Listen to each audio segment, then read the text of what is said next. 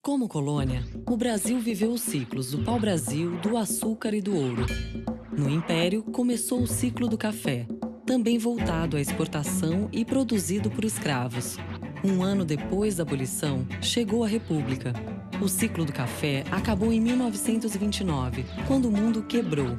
O Brasil se recuperou e viveu décadas de crescimento, até as duas crises do petróleo, que geraram a crise da dívida externa e a alta inflação. Na democracia, os problemas continuaram.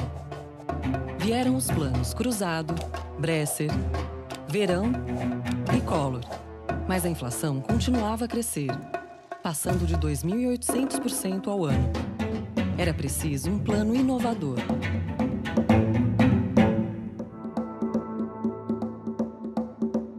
Bom, evidentemente a maior dificuldade era a inflação. Foram 2.500% em 93, 5.000% nos 12 meses que antecederam o lançamento do real. Isso é hiperinflação em qualquer lugar do mundo. A inflação alta é um sinal, de novo, de desfuncionalidade. Tem algo de errado acontecendo.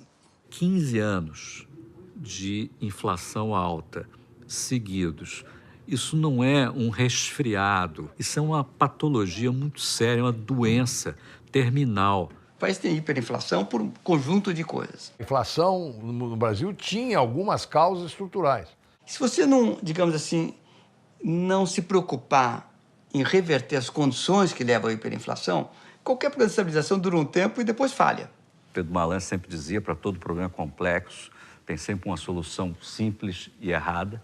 Pois então, nós experimentamos as soluções erradas sucessivamente. Procuravam resolver o problema através de alguma solução rápida. O Brasil, entre 86 e 91, adotou 5 planos de estabilização, todos eles fracassados. O Plano Cruzado, Plano Bresser, Plano Verão, o primeiro Plano Collor, o segundo Plano Collor. Até reconhecer que nós temos um problema e ir ao médico. Vamos começar com o diagnóstico correto da coisa. Eu procurei o André Lara Rezende. Eu tive, então, a possibilidade de nomear um novo presidente do Banco Central. Aí mandei chamar o Malan. Um pouco depois, o presidente do BNDES foi mudado também. Aí eu tinha a possibilidade de botar mais um. Bom, esse um foi justamente o Pércio Arida. Nós já tínhamos lá, como assessor econômico, o Gustavo Franco, que era uma pessoa muito competente. Então, já tinha uma massa crítica para poder pensar um projeto econômico. O Itamar entrou e disse, vamos fazer um plano. E o Fernando Henrique, era ministro da Fazenda, chama, então, a equipe e disse, olha, nós queremos fazer um plano. Aí ele disse, não precisa a gente construir, já está pronto. Ele já estava pronto. Foi então que se ressuscitou a ideia lançada em 1984 por 2 economistas brasileiros. O André Lara Rezende tinha escrito um texto importante com o Pércio Arida, que é o Larida. A nossa ideia de sincronizar foi o seguinte, vou criar uma moeda indexada, virtual. Só para dizer às pessoas, olha, a moeda que está aí hoje, que era o cruzado novo, se desvaloriza todo dia. Mas em URV, unidade de valor, o preço é o mesmo. Os preços iam crescentemente sendo referenciados ao URV. Deixa o mercado converter os salários nesta moeda, deixa pelo mercado. Quando todos os salários estiverem expressos na moeda virtual, é só eu dizer, acaba com outra moeda, a moeda virtual passa a ser a nova moeda do país. Era preciso criar condições para que desse certo. A mais importante delas era o déficit do governo. Porque uma das razões da inflação era o descontrole orçamentário. Como o ministro Simonsen dizia, a inflação é excesso governamental. Seus excessos em matéria de gasto público, misturado com a fabricação de papel pintado em excesso, eram as causas clássicas de todos os processos hiperinflacionários que o mundo conheceu. E de Maria eu falo, olha, é o seguinte, tente assegurar que você equilibre o déficit antes de começar. Se tiver inflação na nova moeda, um pouquinho que seja, essa moeda vai ser desmoralizada. Se você não tiver credibilidade, É como se pegasse uma plantinha que está nascendo e desse uma martelada nela. O déficit, olha, só tem um jeito de assegurar que o déficit vai ser zero depois que trocar a moeda.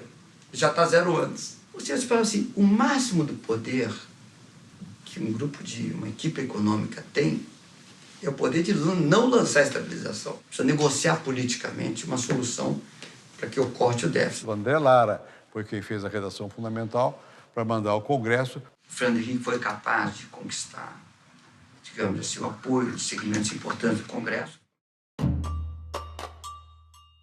Havia outro desafio, que era o de normalizar relações do país com a comunidade financeira internacional. O Brasil, como você sabe, tinha feito uma moratória dos seus pagamentos da dívida em 87. O Malan terminou a moratória da dívida. Suspendemos a moratória. Mas o Brasil demorou 10 anos para negociar a dívida. A crise da dívida externa foi resolvida pelo Plano Brady, a partir de 90, tá? E aqui no Brasil em 93. E o que foi o Plano Brady? O Plano Brady nasce do reconhecimento de que a dívida era impagável na sua totalidade. Os países negociariam com os seus credores um desconto na dívida que era de 35%. Essa foi a negociação do chamado Plano Brady, que cerca de 15 países fizeram entre 1989 e 1993, 94. Aquilo abriu uma enorme horizonte de possibilidades para o relacionamento externo do Brasil. Investimento direto, financiamento de comércio, fluxos de financiamento e percepção mesmo, imagem do país. Com a dívida negociada e o déficit controlado, era hora de lançar a URV. Estavam presentes as condições aí para um plano de estabilidade, um plano de estabilização bem sucedido. Eu acho que o passo fundamental foi a decisão que nós tomamos de fazer tudo transparente. Ou seja, ao invés de você, de manhã, acordar no Diário Oficial e ler que tem uma nova moeda, que está desvalorizada de tanto... Não, nós explicamos com antecipação o que ia acontecer. É preciso que todos os brasileiros se juntem para garantir o real. Você tem que convencer a sociedade. Nós tínhamos diante de nós um país já ressabiado e hostil a autoritarismos. Então tivemos que convidar o país para dançar. Está na hora de chamar o povo e propor uma corrente para estabilizar a moeda. E nós dissemos, olha, vocês querem fazer os contratos de vocês com qual moeda? Com essa que está apodrecendo ou com a unidade de valor? A população apoiou a ideia. Houve um pacto social implícito de apoio à estabilização. Estava tão desesperado que quando veio a tal da URV, os caras falaram, é isso aí que nós temos que acreditar. E a mídia ajudou muito, televisão, rádio, porque a população aprendeu e aderiu. Estava cansado da inflação. Em 3 meses já está tudo indexado igual aquilo. Fizemos moedas novas para trocar no mesmo dia, para a população sentir, ó, daqui para frente mudou e vai ser estável. Durante os anos 70 e 80 veio o Cruzado, depois teve o Cruzado Novo, depois teve o Cruzeiro Real. Cada um deles significava o corte de 3 zeros. E a cada vez que mudava a moeda, você tinha que mudar as cédulas também. E aí nós começamos a ver que estava acabando o estoque de heróis nacionais, né? Dom Pedro II, Dom Pedro I, Deodoro da Fonseca, daqui a pouco foram os escritores, né? Os intelectuais, os políticos. E alguém falou, olha, daqui a pouco a gente vai pôr na cédula só os animais, né? E não é que acabou sendo isso mesmo, né?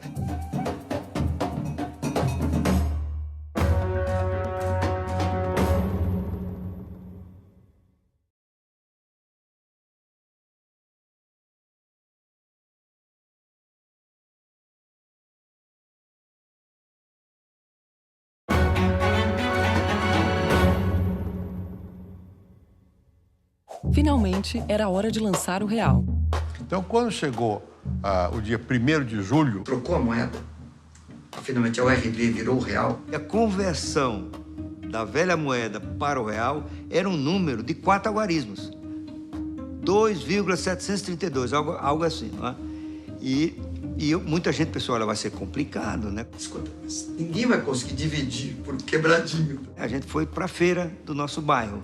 Todos os preços estavam em real. Tomate, pastel, caldo de cana, tudo estava em real. A população brasileira foi extraordinária. Ela converteu certo. É um espetáculo. A gente conseguiu resolver o problema da estabilidade da moeda. Conseguiu, de fato, estabilizar as coisas. Funcionou, para a surpresa de muitos, inclusive minha.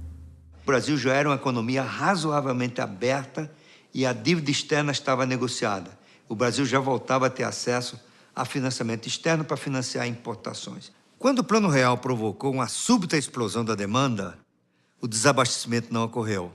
As prateleiras continuaram cheias. Uma inflação violentíssima transformou-se numa inflação civilizada, vamos dizer assim. Eu já não era nem ministro mais, que eu já estava me preparando para ser candidato a presidente da República. Ele vence no primeiro turno com 54% do total de votos válidos.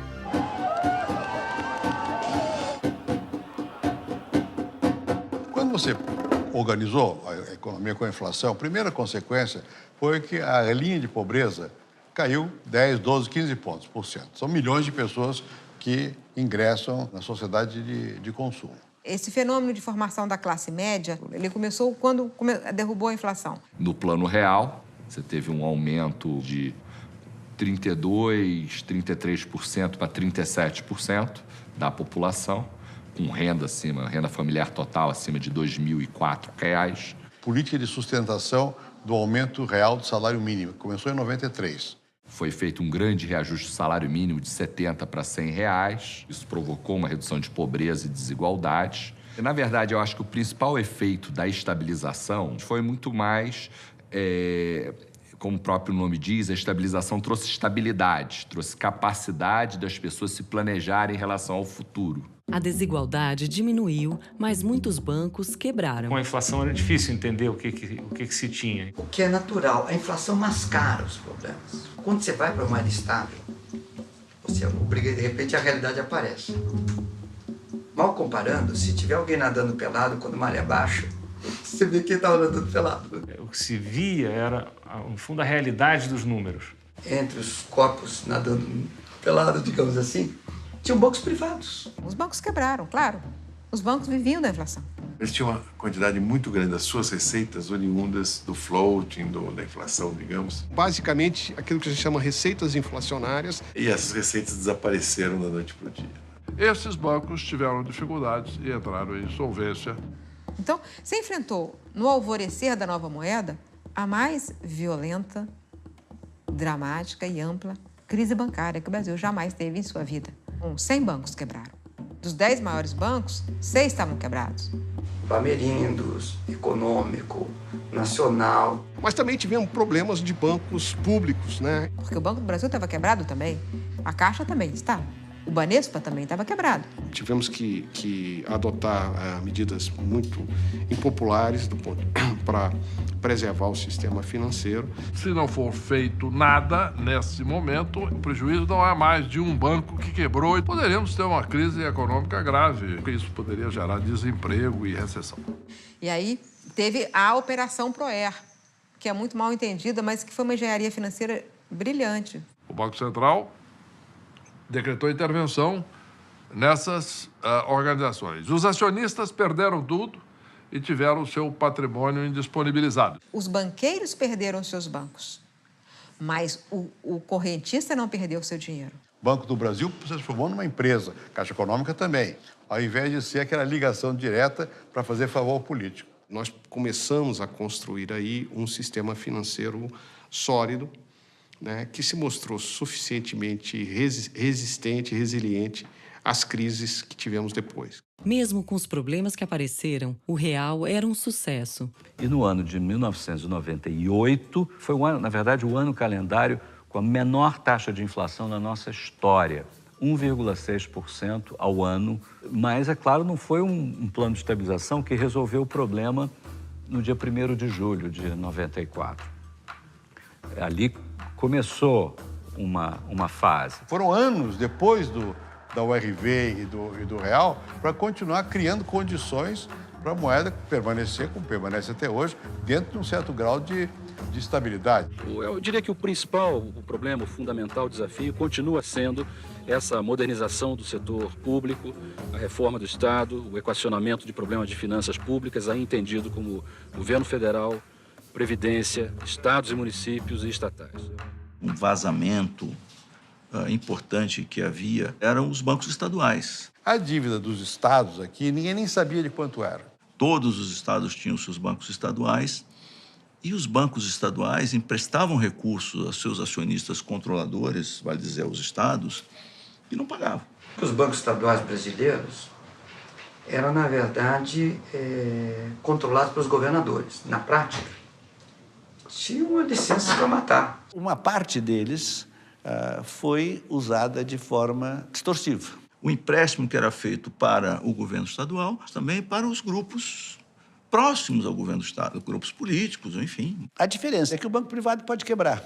O banco estatal não pode quebrar. Rolavam as dívidas que não pagavam, aumentavam mais a dívida. E, num dado momento, o Banco Central acabava tendo que pegar tudo isso. Era um mecanismo espúrio de acesso dos governos estaduais a recursos federais. Não havia condição de você ter uma política monetária sólida, porque você não tinha como controlar esses bancos estaduais, e uma política fiscal também não tinha como ser controlada. Tivemos que idealizar e colocar em marcha um programa de privatização dos bancos estaduais e, ao mesmo tempo, havia uma crise da dívida estadual. Nós começamos a organizar a dívida dos estados. Nós juntamos todas as dívidas no Banco Central, né? E dissemos, vocês não podem mais se endividar, para evitar que aquilo fosse uma espécie de buraco sem fundo, buraco negro de jogar o dinheiro do povo, por isso a lei de responsabilidade fiscal. Então o Fernando Henrique tem esse mérito de matar a cobra e mostrar o pau. Ele mostrou para a sociedade que se não houvesse equilíbrio fiscal dali para frente, a inflação voltaria. E a sociedade, naquele momento, falou assim, não, eu não quero inflação, então eu quero equilíbrio fiscal. A lei de responsabilidade fiscal também foi um tremendo de um avanço. E levou a que os estados brasileiros passassem a ter superávites, né? A partir de 1998. The ability to maintain more balanced budgets and controlling the money supply were the two really big things that took place in the 1990s. And that then allowed for a lot of subsequent economic growth. Aí tornou-se viável ter uma política fiscal, tornou-se viável ter uma política monetária que realmente funcionava. O Brasil passou a ter uma condição mínima até de pensar em alguma política. Com aquele tipo de inflação que a gente tinha, você falava assim, mas qual que é o plano estratégico do Brasil? Você não tem nem estabilidade monetária. Para sanar as contas públicas, as privatizações continuaram. A maior mineradora do Brasil, uma das maiores do mundo, ter sido privatizada foi um enorme erro. Tudo isso devia ser público, não devia ser objeto de especulação privada. E essa ideia que o Brasil estaria deixando em mãos privadas o patrimônio público, é o subsolo. Né? Se você tiver um royalty, que é por extrair riqueza do subsolo, não há por que a companhia ser estatal. Minha opinião é bastante ambígua, então a gente tem que olhar isso com menos dogmatismo, né? A gente tem que ser pragmático. Não existe essa clivagem, setor público é ruim, setor privado é bom. Ou setor público é bom, setor privado é ruim. Os dois têm problemas. Então, nós não podemos chegar nem num extremo nem no outro. Precisamos do Estado, precisamos das empresas privadas. Por exemplo, as siderúrgicas podiam ter sido perfeitamente privatizadas como foram, né? A Vale do Rio Doce era dividida em feudos políticos nos vários estados. Também houve grandes mudanças no setor de telecomunicações. Na questão dos monopólios, foi possível avançar. Quebramos alguns. A Telebrás vendia telefone como? Recebia na frente o dinheiro do cliente para depois entregar 2 ou 3 anos depois o telefone. As empresas de telefonia melhoraram com a privatização. O Estado não tem dinheiro e não tem eficiência para prestar serviços públicos de qualidade.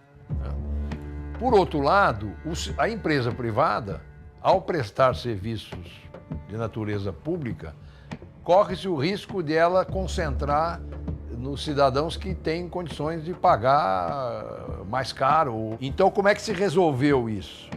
Nós criamos as agências regulatórias, que é a forma moderna pela qual o Estado controla. O sistema de comunicação, na verdade, continua sendo público, embora tenha sido privatizado. Quer dizer, o Estado não investe diretamente, ou não em tudo, mas controla.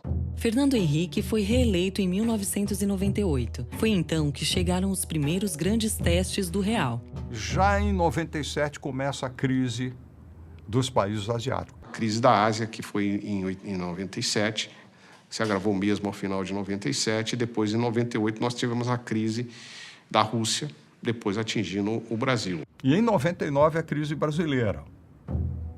O Brasil tem que ir ao Fundo Monetário.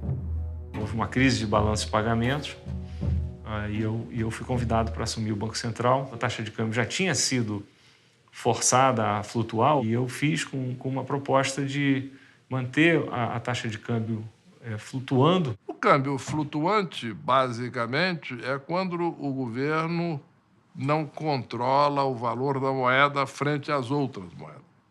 Não é que o governo não possa interferir no funcionamento do mercado de câmbio, pode, em certas circunstâncias, deve, mas sem ter uma meta para a taxa de câmbio. O câmbio flutuante era uma das 3 inovações do que ficou conhecido como tripé macroeconômico. O Armínio, em conjunto com o ministro Malan, eles propõem, então, uma nova organização macroeconômica para o país, baseada no famoso tripé. Isso chama tripé econômico, né?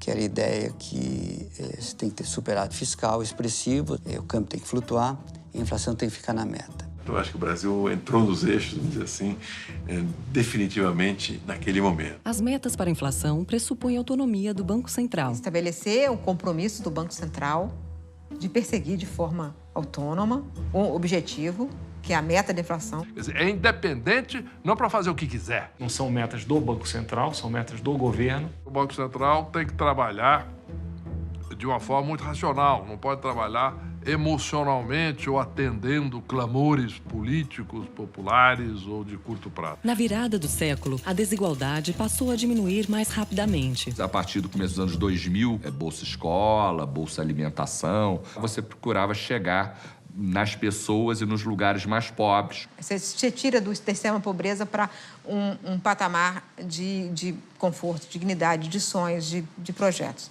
Mas, por outro lado, criar as bases para que a pobreza deixasse de ser um problema na geração seguinte. A ideia era comprar o tempo da criança, pagar para essa criança para ela ficar na escola. Que a política era assim, olha, você recebe esse dinheiro e o compromisso é que você mantenha seu filho na escola.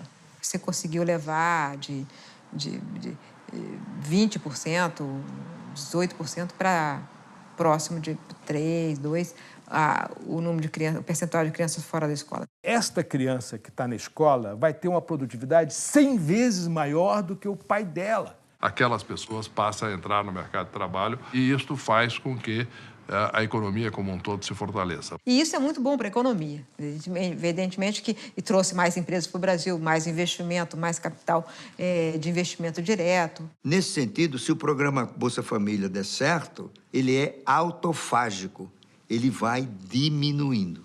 Quanto que caiu a desigualdade de 2001 até 2012? Os 5% mais pobres tiveram, nesse período de 12 anos, um ganho de 137%, enquanto os 5% mais ricos tiveram um ganho de 26%.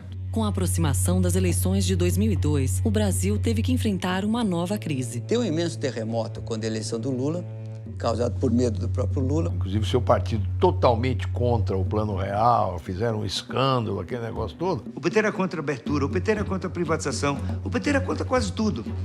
E o Lula dizia nos comícios dele, eu não quero ser eleito para continuar essa política econômica que aí está.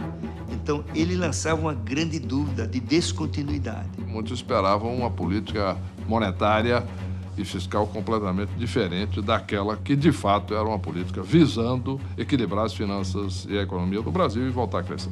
E quando o Lula começou a se viabilizar como o candidato vencedor, o Brasil também começou a piorar a crise. Entre o primeiro e o segundo turno, surgiu aquela onda de pessimismo. Quase foi para cá, 4 taxas de câmbio. E o país teve que recorrer ao FMI. Uma coisa é o Brasil ser sócio do FMI. Outra coisa é permitir que o FMI venha aqui e dizer, olha, tem que fazer assim, tem que fazer assado, como fizeram com a Argentina. A estabilidade econômica que o Brasil demorou décadas para conquistar estava prestes a ruir?